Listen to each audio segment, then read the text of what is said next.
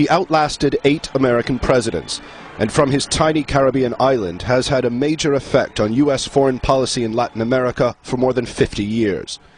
The announcement marks an end to a remarkable political career that saw Fidel Castro rise through the ranks, lead a revolution, overthrow a government, and maintain a hold on power since 1959. Nowhere in the world did Fidel Castro and his revolution have a greater impact than in Latin America. Throughout the Cold War, he became an inspiration across the continent, as a leader unafraid to stand up to Washington and resist American influence as it tried to gain a strategic global advantage over what it saw as a threat from the Soviet Union.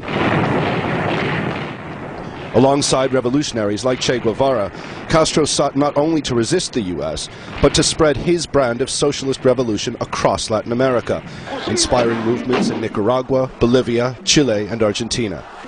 That triggered a fear among the American political elite that he and his followers would provide the Soviets the foothold they needed to tip the Cold War in their favor. Fear of this happening was directly responsible for American backing of military dictatorships throughout the continent, most notably in the regime of Augusto Pinochet in Argentina. Yet the revolutionary fervor never resulted in a new prosperous way of life for most of his countrymen. And as the decades passed, more and more Cubans grew disillusioned with Castro. Many chose to flee in desperation, hoping to escape to the very country he disdained most.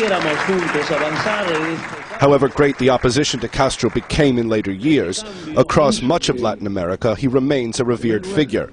As a man who openly defied the United States, ignored pressure from Washington, and lived to tell the tale.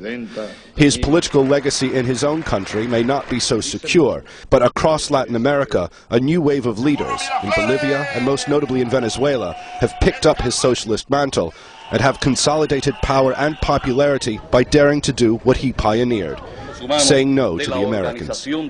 Owen Fay, Al Jazeera.